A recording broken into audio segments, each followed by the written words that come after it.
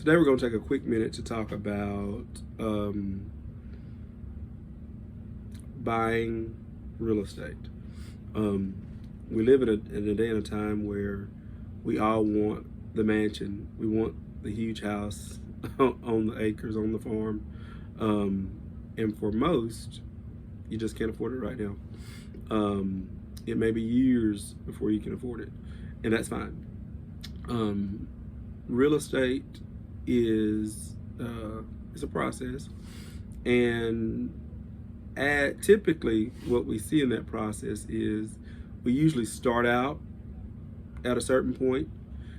So we might get our first starter home, and it's a small home suitable just for us.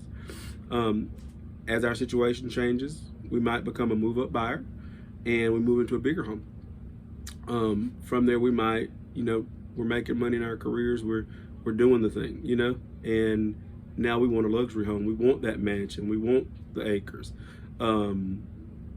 Real estate is a process. You're not going to start out at the mansion. You're going to start out at, at a normal house in a normal neighborhood for most of us. Now, unless our parents are wealthy and they gifted us a lot of money that can go with our credit and our income, we're going to start out in a smaller house. And there's nothing wrong with that. That helps build character, that helps build responsibility. Because as we buy real estate, that smaller house, we learn, hey, we've got to be responsible for maintenance. I'll never forget, my first house was about 1,500 square feet, a brick house. Nice house. I enjoyed it. I enjoyed the neighborhood. I did not understand at 19 years old what all came with home ownership. I just didn't. I cut the grass at my parents' house. Never thought about, after I signed those papers at closing, that I had to cut the grass at my house. And I said, well, I'm not gonna cut grass. I'm gonna pay somebody to cut grass. I don't cut grass. Yeah, that gets pricey. I was in a month paying more to vendors than I was for my mortgage. I had somebody come clean my house. I had somebody doing my yards. It adds up real quick. As a first-time home buyer, you need to understand there's a term that lenders use called payment shock, but there's just purchase shock. There's a lot of stuff that happens when you move into your first house that it's like, wow, is that for me to do?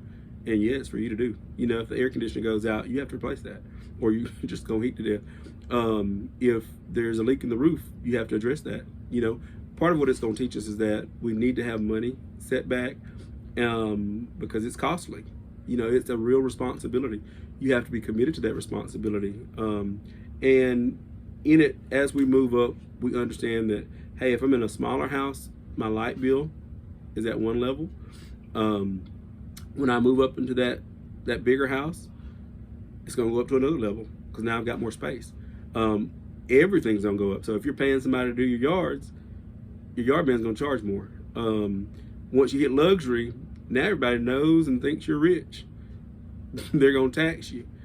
So understand that you don't start out there. You start out small and you grow.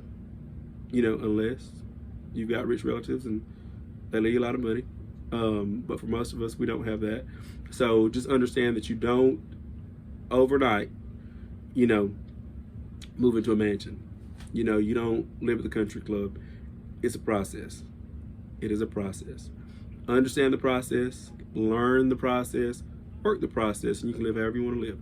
I'm David Washington. I'm the managing broker of Washington Realty with offices in Douglas, Georgia, Fitzgerald, Georgia, and Florence, South Carolina. You can engage with me across social media at I am DW the Broker. Thank you, and I'm always here to help.